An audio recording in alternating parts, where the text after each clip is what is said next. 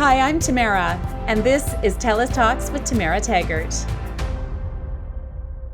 Hi, everyone. Today we are talking about the importance of human connection, and we are with the founder of Genwell, the Genwell Project, Pete Bombacci. Pete, it's so good to see you. Thank you for being here with us. Great to be here, Tamara. Looking forward to this fabulous conversation. Yeah, me too, because, I think that this project, Genwell, is, it's important, and more people need to, we all know what we're missing.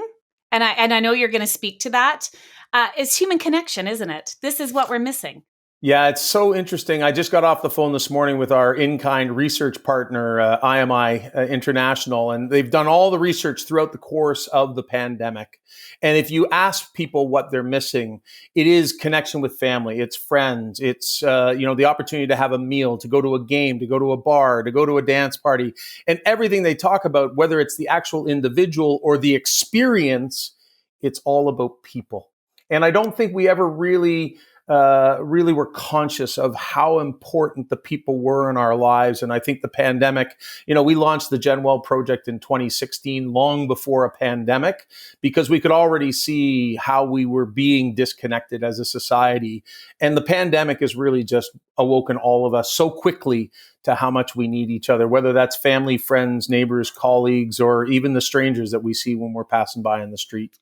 Do you think that before the pandemic, we were missing that because of social media, or because we're always on our phones, or because we're so busy digitally that we were missing that? And then once the pandemic came in and we were forced to isolate, not forced, but you know what I mean? We were, for the betterment of our health, we all isolated. And then we really saw how important it was. Well, let's be clear. When we launched our Human Connection movement in 2016, it wasn't an anti-tech campaign. We are not anti-tech, because at the end of the day, I actually think what's really powerful about the pandemic is we're now using technology in a much more positive way. Like you and I are having this conversation right now. And I've been playing virtual euchre with friends literally around the world that I've known since university, but have never, ever thought of the idea of playing virtual euchre online. So when we launched this campaign, it was about finding the balance in everything. The things that were, it's disconnection by 1,000 cuts. It's longer commutes to work. It's longer work days. It's digital connectedness, but that digital connectedness might be work, but it might be gaming. It might be, so many other things in our lives. And really what we were trying to get people to do was prioritize human connection, because the research is clearer than ever before that human connection is one of the most central core things that we can do for our happiness and our health, both mentally and physically. And most of us were never educated on this, because up until the early 2000s, we've only told people to go to the gym and to eat better. And the time is now to let people know the facts behind it, because they now say it's as important, if not more important, than what you eat and your physical activity. It's so true. And I think that, so many of us have seen this now because we're experiencing it. So here's the one thing that I've noticed. I'm surrounded by my family all the time, because, we're in the house, there's 5 of us, and I feel lonely. And my friends feel lonely. They're in the same situation. We're surrounded by people, yet we feel lonely. So how does what you're doing, how does that help our loneliness?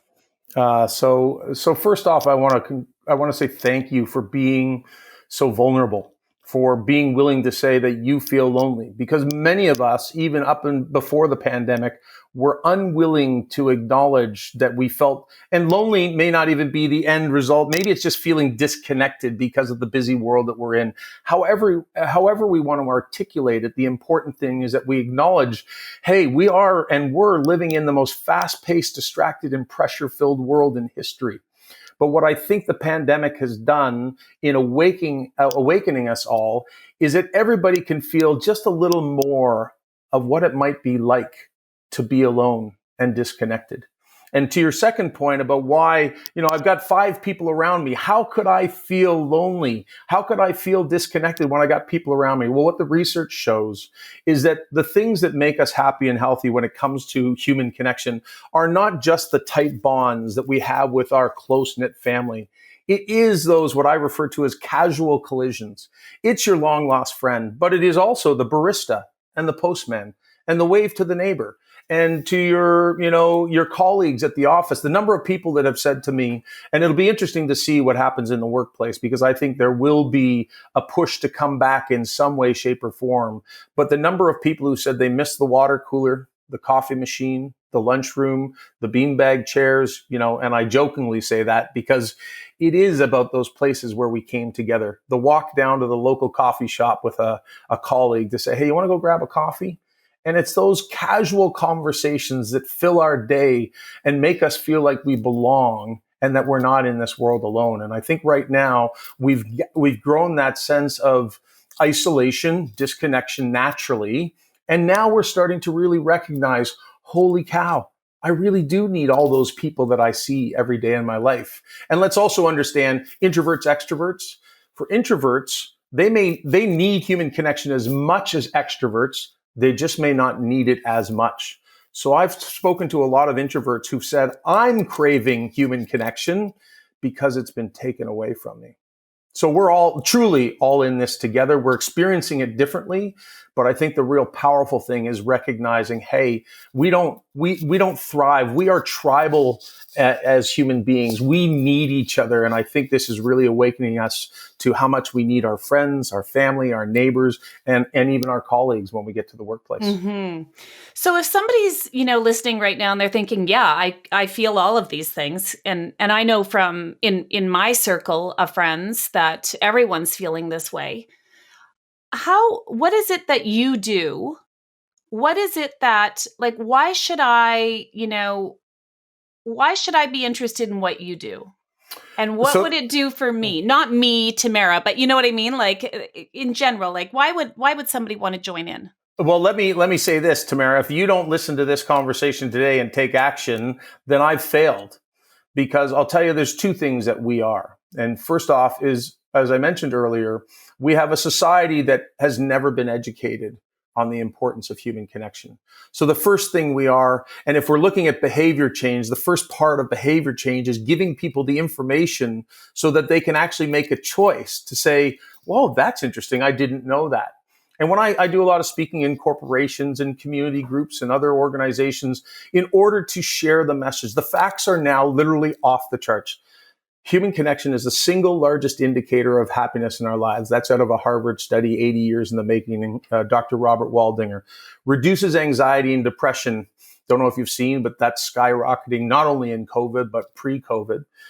Strengthens your immune system and self-confidence. So if you're trying to avoid COVID, or you're actually trying to recover from COVID, or frankly, any illness, having a community of people around you will actually help you get healthier quicker.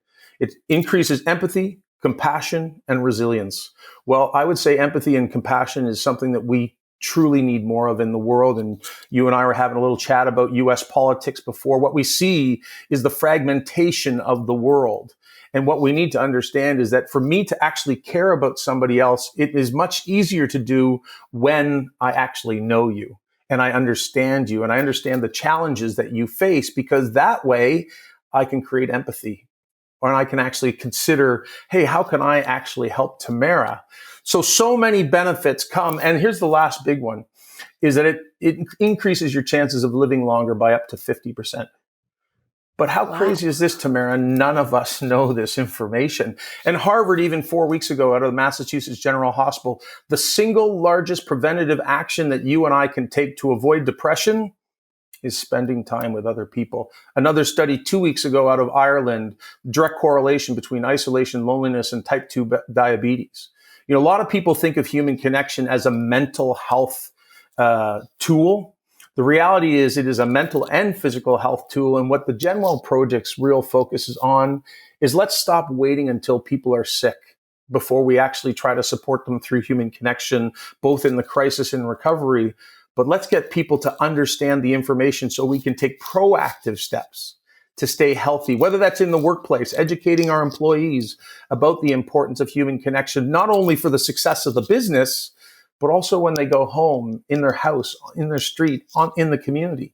But that works for everybody. The schools and businesses have a great opportunity right now to play a catalytic role in sharing this information with their students and with their employees, because those are the people who go back into their communities, into their homes, and share this message. And if we don't have the information, how can I expect you, Tamara, to go out and take action?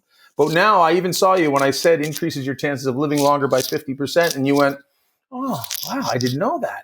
And that's the power. We are an educator first, and then we want to catalyze people. And pre-COVID, we used to identify 2 weekends a year when we wanted people to get connected. Right now, I don't need to be the catalyst. The catalyst is that we're waking up every day in the middle of a pandemic, feeling lonely, isolated, and disconnected. What I need to do is empower you through information so that you understand that, hey, whether it's you, and here's the second part of a real powerful message is, I want to inform you about the impact on your health. But here's the real secret, is that if you reach out to somebody else, not only do you make them feel better, but you feel better as well. So when we think of having a purpose in life, and we see a lot of people struggling with the transitions in their careers, potentially lost a job, a lot of people trying to find their meaning as we go through COVID. Well, one of the greatest things we can do, we often attribute giving to making a donation, a check or whatever. Right now, probably one of the greatest things any one of us can do is pick up the phone and call a friend, call a senior, call a young person who's working remotely, call a former colleague who's lost a job, or somebody who might be facing some relationship issues. If social connection is the single largest thing that we can do to avoid depression, well, it's the single largest thing we can do to support people in their mental health and their physical health as we go through COVID-19, and maybe more importantly, beyond. Okay, so you said so many things there that I want to jump off of because I agree with absolutely everything you said. I know that what you're saying is the truth.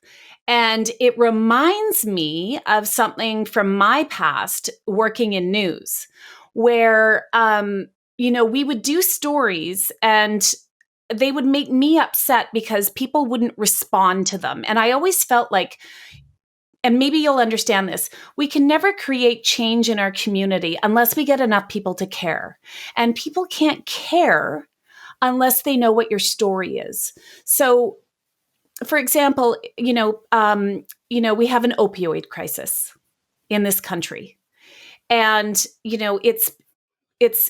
it's a pandemic of its own.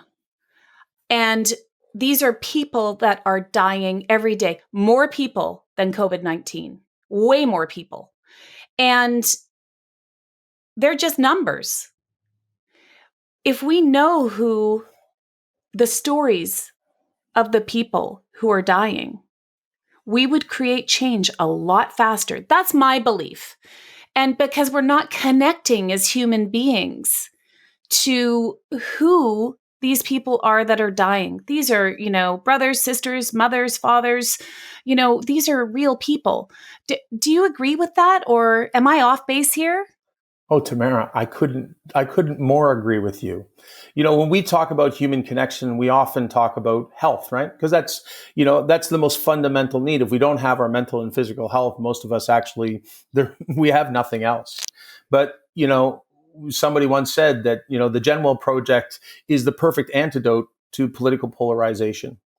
And really, again, as I mentioned earlier, if I don't know you or I can't be connected to a particular issue, the opioid crisis is a great example. And by the way, Johann Hari, there's a TEDx and a great book, and it says the opposite of addiction is human connection.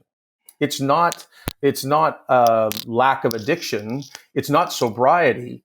It's actually surrounding people with love and a community of people, because when you're surrounded by love in that community, love and belonging, which is what Maslow told us back in 1943 as part of his hierarchy of needs, when you have that community around you, you're less likely to continue the habit that that you don't want to do, and that the other people will support you through. Human connection transcends every illness, every crisis, every cause.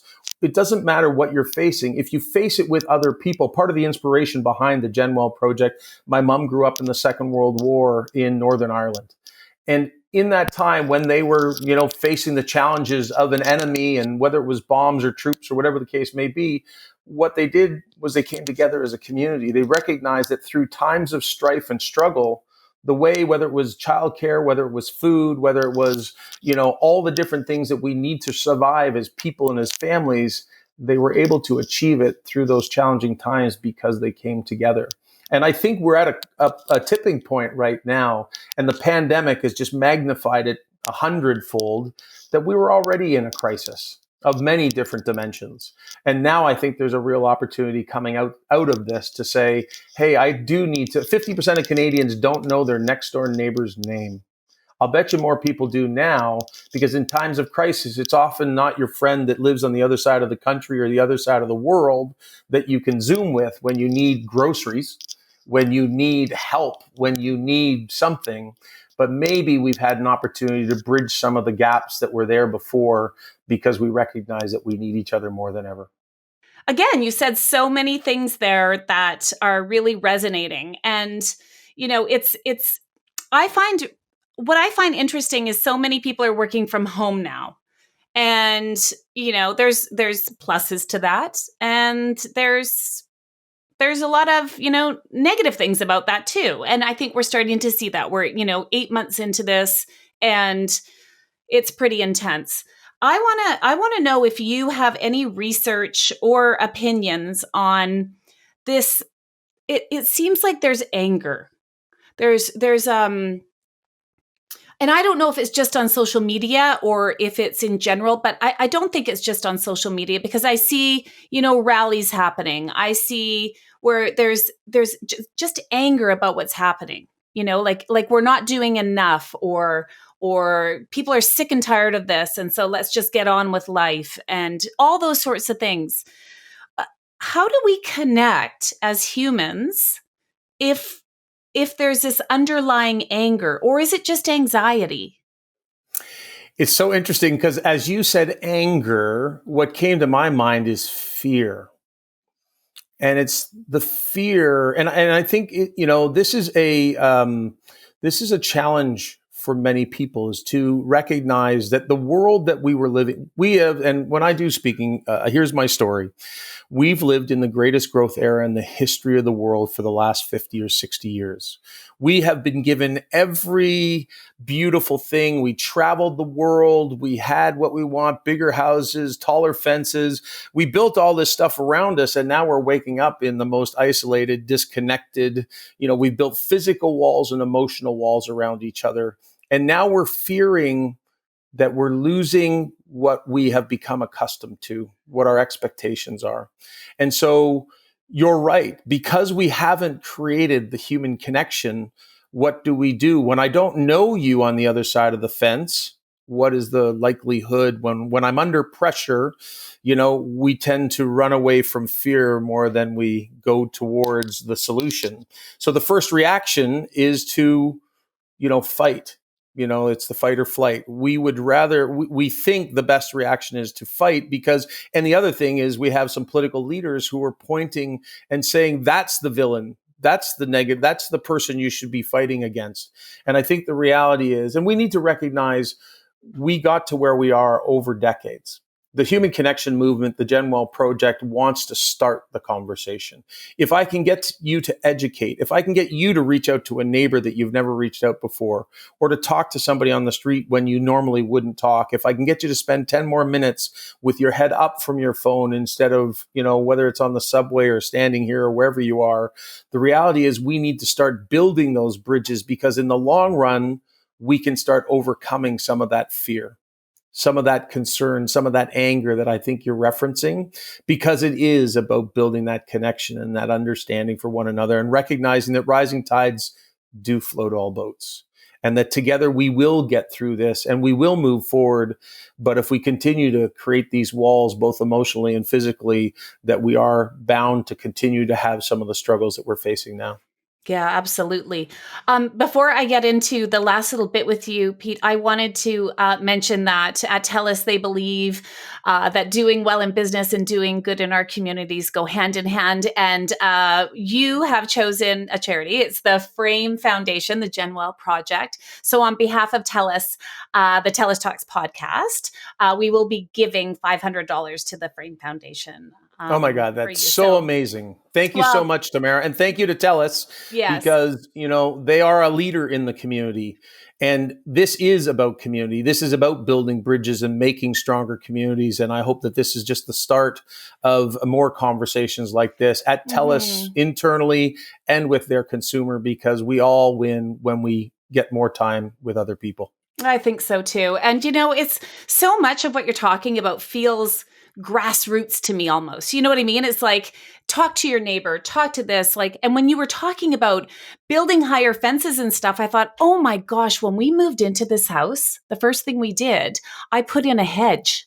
I love it. I put in a hedge. A laurel hedge. You know why? Because laurel hedges grow fast and they grow no matter what. So that was a 3-foot hedge when I put it in, and now it's about 22 feet. Do you see what I thought I'm saying you were using your hand there, I thought you were like, oh yeah, just a small hedge so I could talk to my neighbor over the hedge. No. And listen, my neighbor, my sweet, sweet neighbor, she's not with us anymore, but I remember when I put the hedge in and I put up a big lattice thing on her deck too. Like what you just said to me really resonated, because she said, Tamara, why are you putting that up? Do you not want to see me anymore? And I was like, oh my gosh, I can't believe she just said that to me. And it wasn't that I didn't want to see her. I just wanted some privacy. But what does that privacy mean? Does that privacy mean you've really given me a lot to think about here, Pete. I got to tell you, a lot Tamara, to think about. And this is, you earlier asked, so why should I listen to the Genwell Project? Why should I listen to what you're talking about? And to me, this is the first step, is I've now given you information that you can now make use of in your own life. And now you recognize, holy cow, I actually need all those conversations, and I need to, and maybe you don't pull down the hedge, but maybe you find ways to, connect with your neighbor more often on occasions. And maybe you bring them over for a coffee or something. It's not, the physical fences may be there, but there's lots of ways for us to get around these challenges. And what we need, and our weekends really were about a catalyst. We have lots of celebrations in the calendar that are focused on this issue or that issue that we should all come together.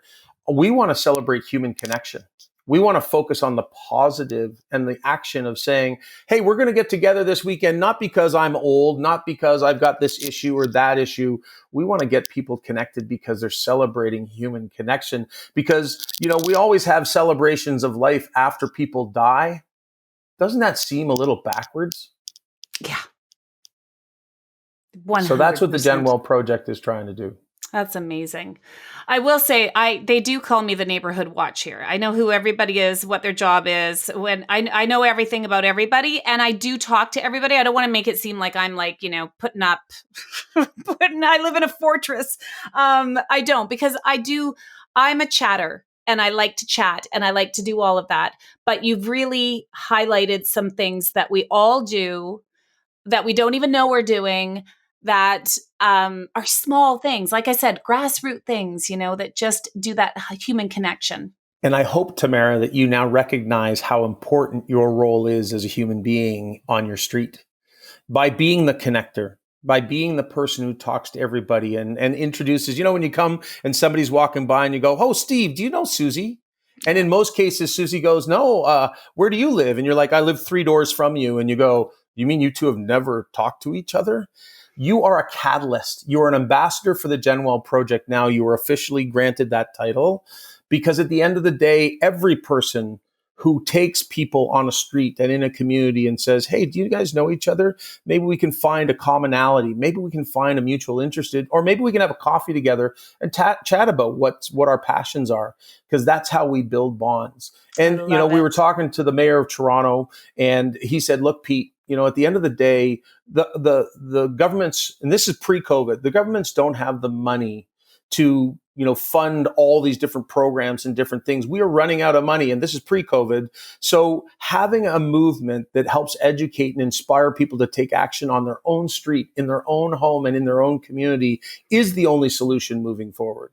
And the health system, we can see it's tapped. So the idea of waiting till people are sick before we actually try to help each other, that makes no sense for many reasons. So what the GenWell Project is a human connection movement that wants to remind us all about the importance of human connection. We're going to get you to take action and now recognize the role that you play in making the world truly a happier and healthier place. So I thank you for doing that on your street, because if we had more of you, and there's thousands of them across the country who don't recognize how important that role is.